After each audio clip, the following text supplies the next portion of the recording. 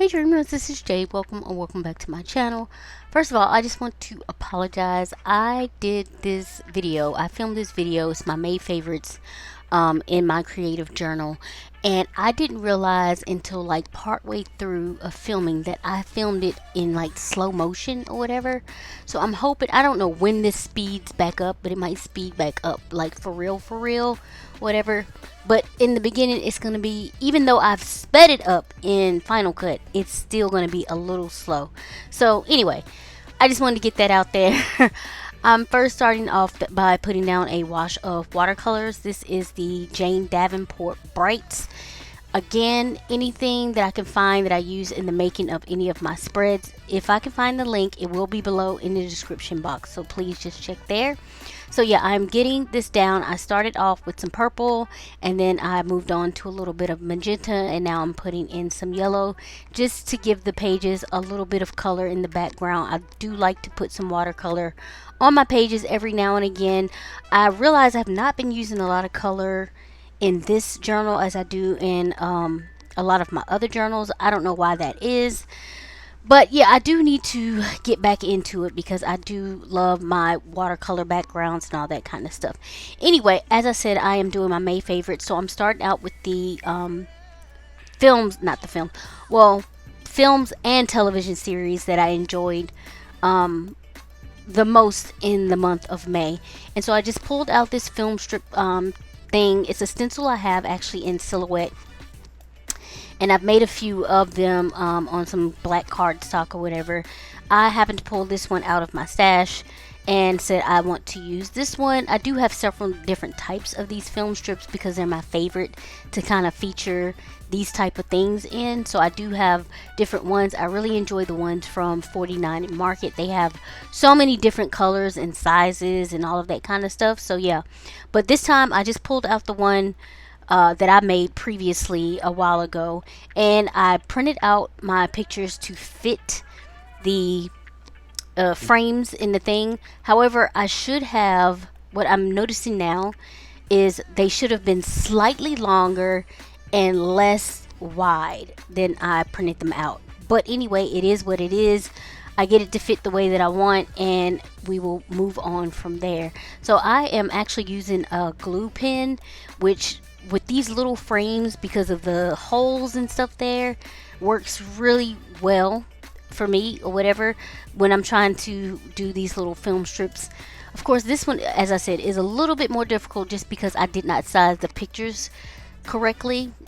So it is what it is, and we're going to get it done and move on. So now I am just going to decide how I want to place it on the page, because I do want to go in and stencil May faves beside it using my smaller stencil, but I am holding it there and I'm trying to figure out the size of it, what I need to do that. And so once that's done, I decide to actually just go in with pencil first to get May faves down, just to see how long it spreads out on the page, if it's the size that I want it, and yada yada yada. And then I will go back and retrace it with my uni pen. And I typically use, when I'm doing my stenciling, I typically use my 08 uni pen because I prefer thicker lines to do stuff like this. And so just getting that done, as I said, everything is a little bit slower than I wish. Even having sped this up, it is sped up to like 950. So I don't even know honestly what the footage looks like towards the end whenever I catch that I am filming this in slow motion. So again, I apologize for that, but we're gonna move on through it. It's still not like a super long video. It's longer than it typically is at 13 minutes and 55 seconds, but still not super long, so it'll be okay.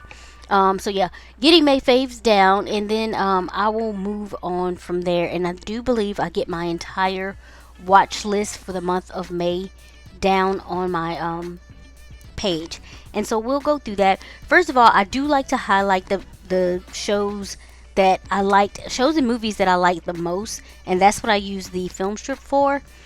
So of course I ended up watching One Piece again. Like, I watch this show ad nauseum. I do not care. I love it so much. And I should really start including the anime version of the posters as well, because even though I'm not like totally done with the show, I consistently watch the anime at night. I typically, unless something's going on or I need to catch up on something else, I typically end up watching like 5 episodes of the anime per night.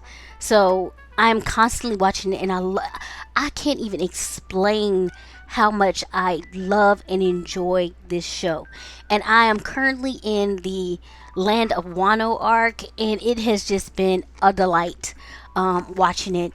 And what I love about the characters is they are constantly evolving, they are constantly training and trying to grow stronger and wiser, and it's just so good. So anyway, of course, my first one is One Piece, and then the next one is Rurouni Kenshin number 3. I think this one is called The Legend Ends.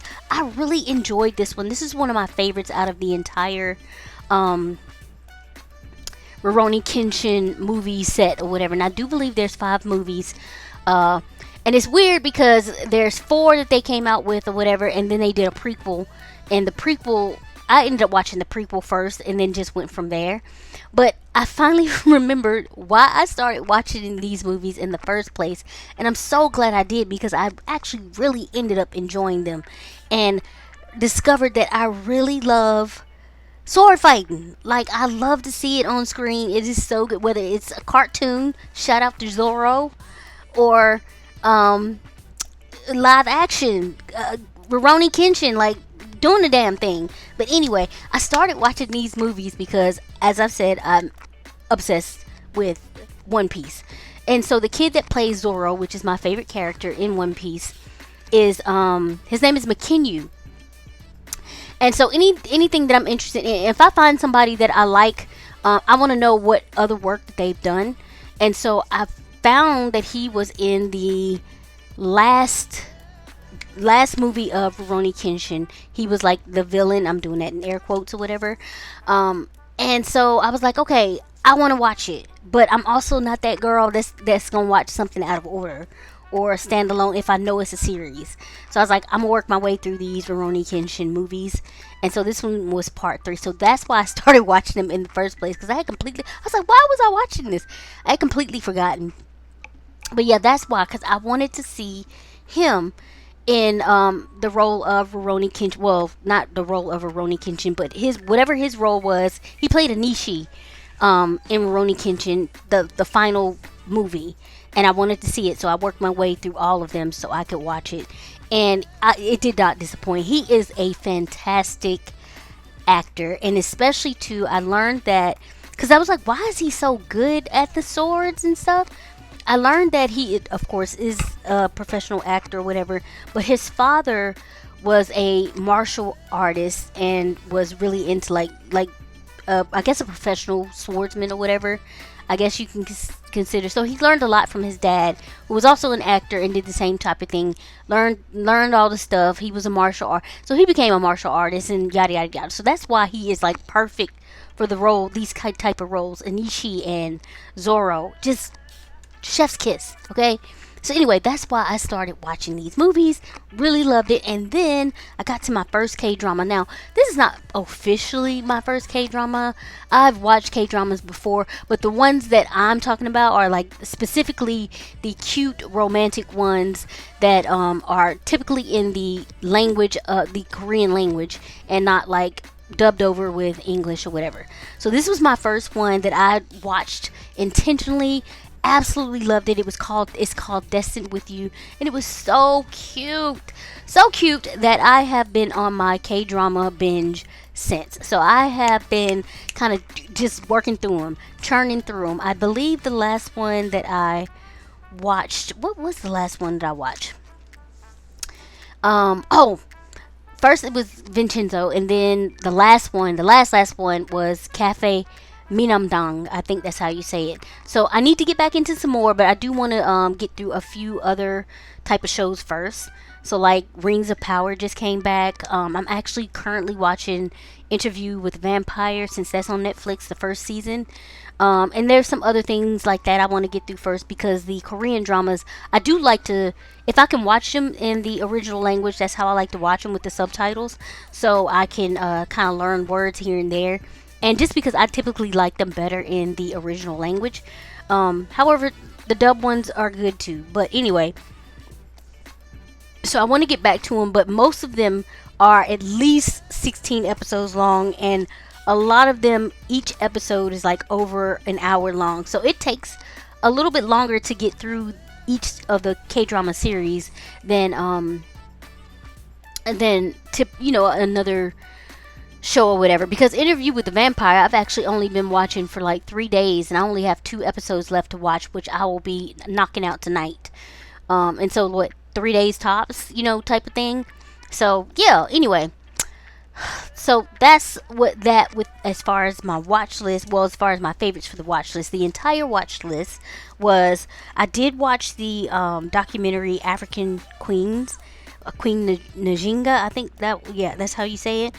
It was so good and so informative, and I loved it. And what's crazy about that was I watched this, and then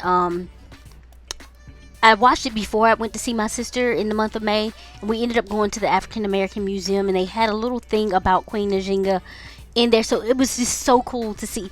Anyway, so it was African Queens, One Piece, live action, and then I ended up watching the Monkey Man movie with Dev Patel. Absolutely loved him. I've loved him since Slumdog Millionaire. I think he's great. He's a fantastic actor.